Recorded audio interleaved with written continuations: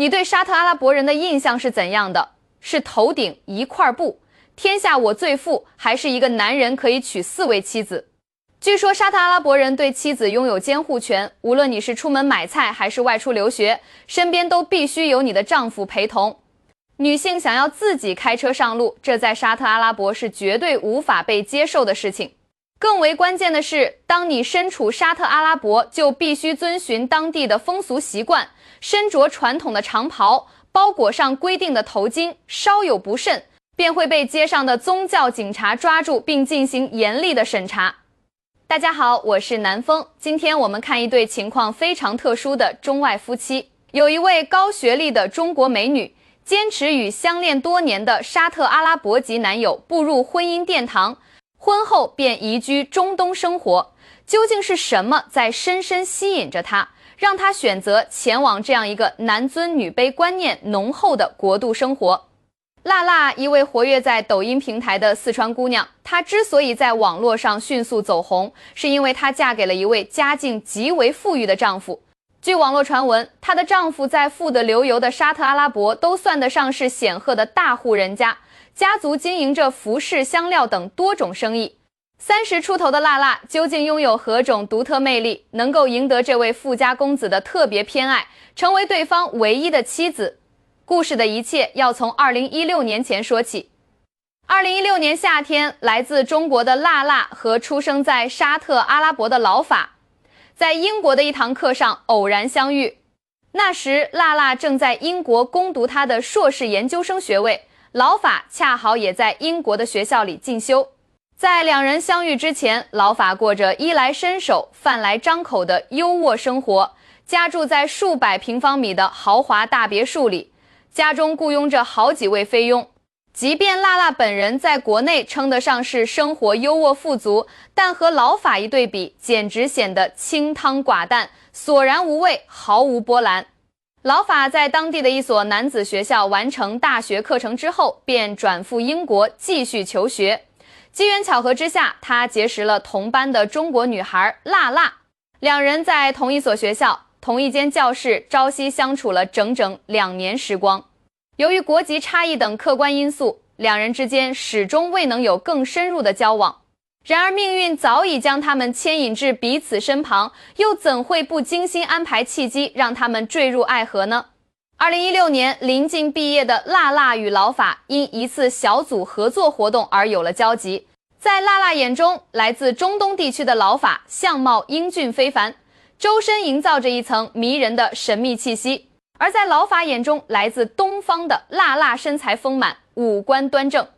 两个年纪相仿的年轻人在异国他乡萌生了荷尔蒙的悸动，他们渐渐从同窗情谊发展为恋人关系。起初，辣辣心中尚存几分犹豫，然而老法的温柔与体贴彻底打消了他心中的顾虑。研究生生涯的后期，两人时常如胶似漆地腻在一起，沉浸在热恋的甜蜜海洋里。辣辣发现这位老法先生确实财力雄厚，他带着他出入的都是顶级高端饭馆，每逢周末放假约会的时候，出国旅行对老法来说简直是轻而易举。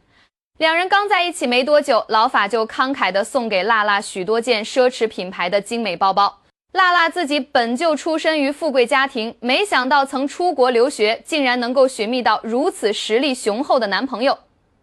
一时间内心充满了喜悦与激动。而且两人在日常相处时，老法的为人与网上流传的大男子主义形象截然不同，他格外尊重辣辣的想法与意愿。辣辣觉得和老法相处起来十分轻松惬意，只可惜两人在一起的时间太晚，距离毕业只剩下不到1年的时间，到时候两人又该何去何从呢？老法必须得回去接手家族产业，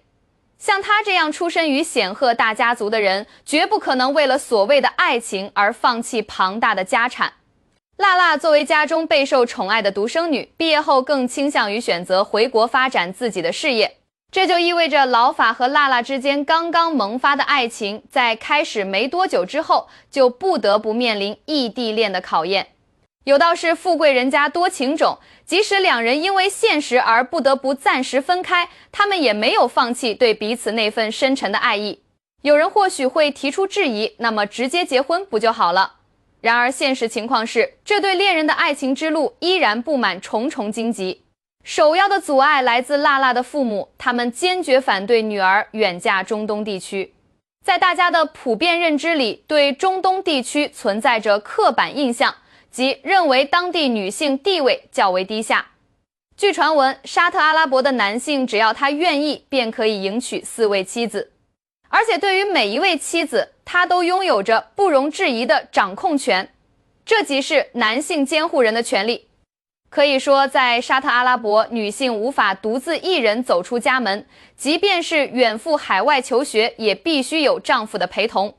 如果没有丈夫，则需听从家中父亲的安排，或是兄长的决定，亦或是弟弟、儿子、侄子的指示。总而言之，在沙特阿拉伯这片土地上，一位女性往往被视为男性的附属品，甚至女性连提出离婚的权利都没有。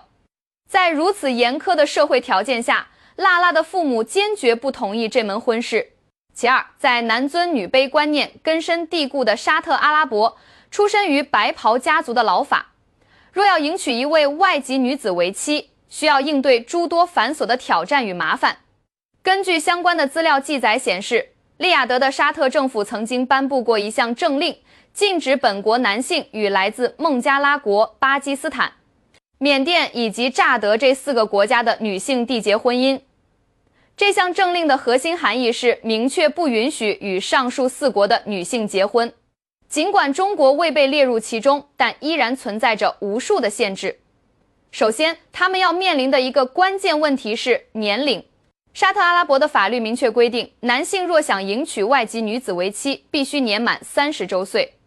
而老法和娜娜刚刚硕士毕业，显然无法达到这个硬性要求。除了法律层面的问题，老法还得面对来自家族的强烈反对。像他这样的大家族，大家更希望未来的儿媳是本国人，或者至少正式夫人得是沙特阿拉伯人。有网友曾质疑过，娜娜作为中国人，你怎么可能会成为沙特阿拉伯的正式夫人？然而面对这些质疑之声，老法和娜娜曾公开正面回应过，娜娜是老法此生唯一的妻子。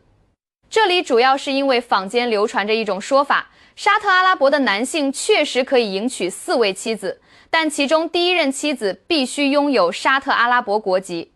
但娜娜与老法的这段婚姻彻底打破了人们固有的这一印象，事实并非如部分网友所揣测的那样，第一任妻子绝对不能是外国人。尽管双方家庭都极力反对他们的结合，但2个年轻人相守的决心从未有过丝毫动摇。为了满足沙特阿拉伯的结婚要求，娜娜和老法开始了漫长的耐心等待。娜娜在中国一家企业顺利入职，闲暇时光便陪伴在父母身边，一同去商场逛街购物。娜娜的爸爸财力十分雄厚，一左一右带着妻子和女儿，心中充满了无比的骄傲与自豪。老法在2个国家之间来回奔波，只为求得老丈人一家的应允与祝福。2023年3月，相恋长达7年的娜娜与老法终于克服了重重艰难险阻，携手步入了神圣的婚姻殿堂。老法成功说服了自己的家族，接纳了他这位来自中国的女友。娜娜也妥善做好了父母的思想工作，虽说心中仍存有万般不舍，但父母最终还是点头应允，将女儿远嫁到了千里之外的沙特阿拉伯。既然已经来到了沙特阿拉伯，就必须尊重当地的习俗与传统。娜娜穿上了黑色的长袍，戴起了头巾，正式成为了沙特阿拉伯的媳妇。有趣的是，娜娜称呼自己的公公婆婆为叔叔阿姨。她详细解释道，这其实是当地一项由来已久的传统习俗。然而部分网友却坚持认为，她肯定不是老法的第一任妻子。娜娜远嫁到沙特阿拉伯之后，逐渐融入并适应了当地的日常生活。她开始尝试并体验当地独具特色的饮食文化。沙特阿拉伯人普遍对各式各样的甜品情有独钟，他们时常会精心安排各种社交聚会，共同分享和品尝琳琅满目的美味甜点。在外面，女人们通常都会身着宽松的长袍，将身体包裹得严严实实。而在室内聚会时，沙特阿拉伯的女性全都身着华丽而精致的衣裙。这类聚会通常仅限女性参与，男性则有他们专属的聚会场合。沙特阿拉伯严格区分男女界限，即便是近亲关系的男女也不得共处一室，更不用说脱下长袍展露其下些许肌肤，以至于独自在异国他乡的辣辣只能独自一人应对这些场合。好在老法和他的女性家属对辣辣格外友好与关照，会提前为他精心准备聚会所需的各种物品。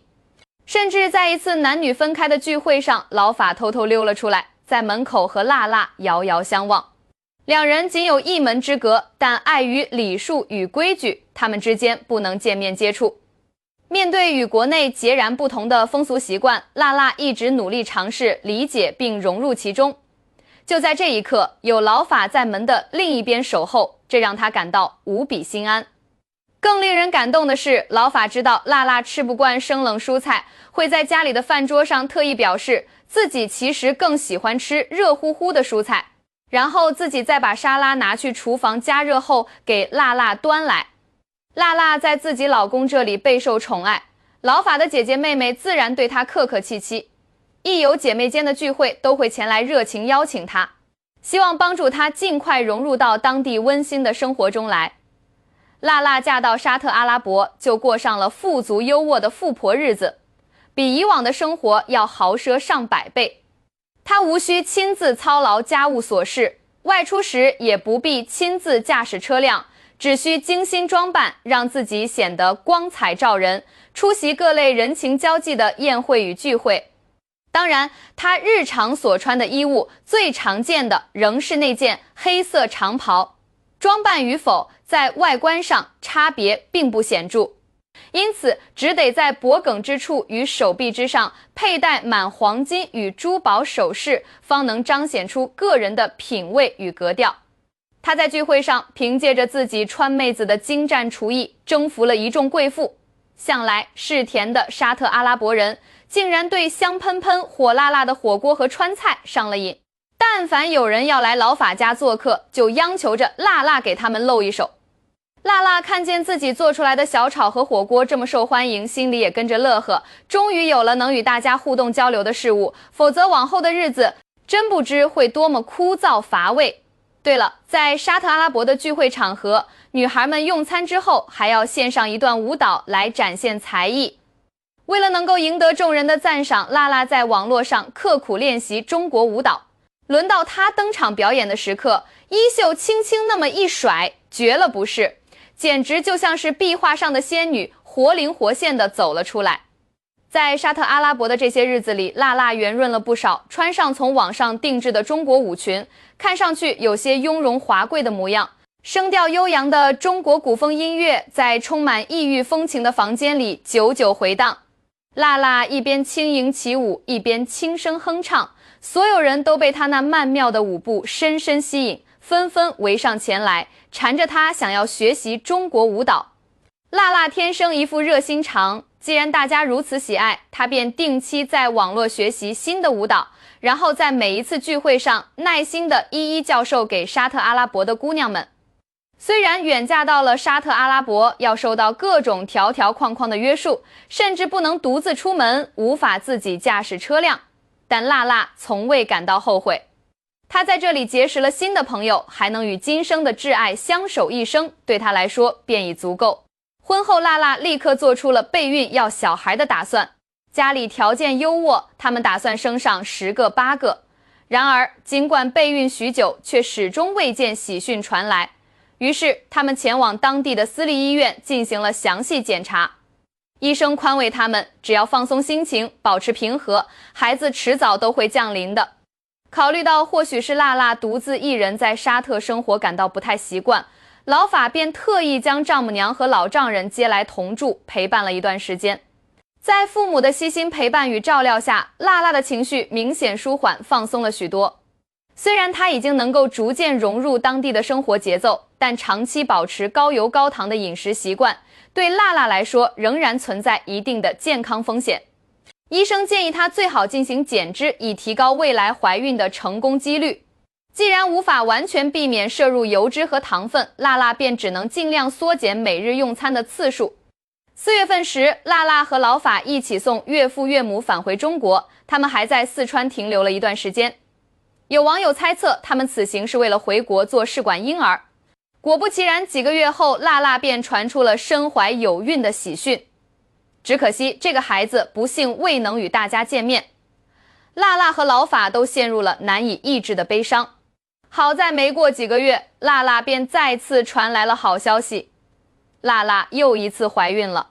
这一次他们并未提前与大家分享这份喜悦，而是一直等到孩子安稳长到3个月后才正式公布。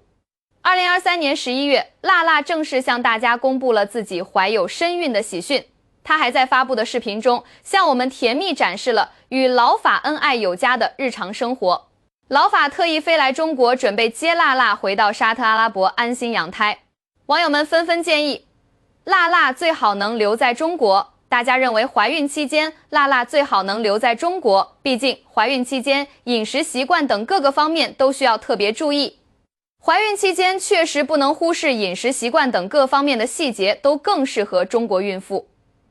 然而也有人认为没关系，有钱就能享受到顶尖的医疗服务。